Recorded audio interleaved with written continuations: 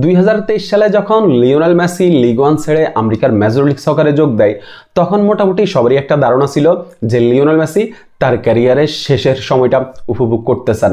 Lionel Messi তার football ক্যারিয়ারে ওইভাবে আর কোনো প্রেশার নিতে চান না। যেহেতু ফুটবল থেকে লিওনেল মেসি সবকিছু অর্জন করে ফেলছেন, সেহেতু তিনি তার ফুটবল ক্যারিয়ারের শেষের সময়টা তার পরিবারের সাথে উপভোগ করতে চান, একটু রিল্যাক্সে থাকতে চান। যার কারণে লিওনেল মেসি ইউরোপ ছেড়ে চলে যান আমেরিকার মেজর লিগ সকারে। আমেরিকার মেজর লিগ সকারে লিওনেল মেসি এমন একটা ক্লাবে গেলেন যেই ক্লাবটা প্রতিষ্ঠিত হয়েছে 2018 সালে। ইন্টার মিয়ামি প্রতিষ্ঠিত হয়েছে 2018 সালে। লিওনেল মেসি যাওয়ার আগে এই ক্লাবের কোনো ট্রফি ছিল না। এই ক্লাব সবসময় টেবিলের তলানিতে পড়ে থাকতো।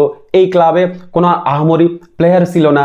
লিওনেল মেসি গেলেন, লিওনেল মেসি চ্যালেঞ্জটা নিলেন, আর লিওনেল মেসির পায়ের জাদুতে এই ক্লাবটা পরিবর্তন হয়ে গেল।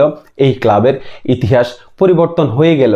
লিওনেল মেসি আপনার ইন্টার মিয়ামিকে নিয়ে প্রথম বছরেই জিতেন হচ্ছে আপনার লিগস কাপ, যেখানে লিওনেল মেসি টুর্নামেন্টের সেরা প্লেয়ার হন এবং টুর্নামেন্টের টপ স্কোরার হন।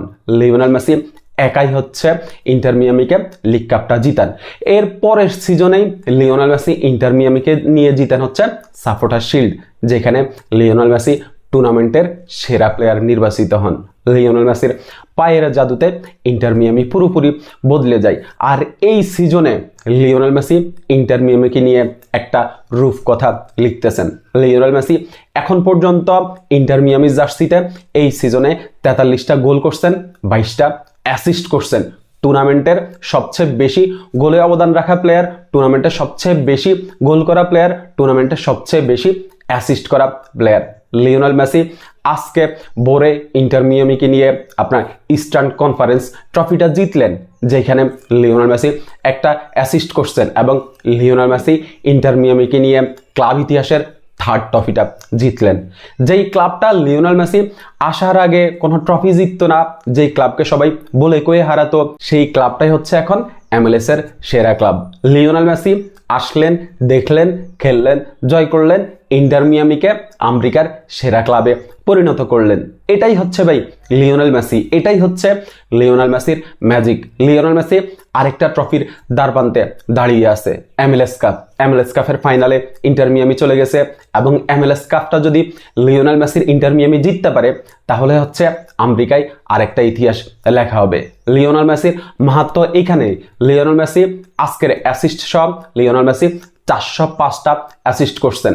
ফুটবল ইতিহাসে সবচেয়ে বেশি অ্যাসিস্ট করা প্লেয়ারটার নাম হচ্ছে এখন লিওনেল মেসি। লিওনেল মেসি তার ক্যারিয়ারে 47তম ট্রফি জিতলেন।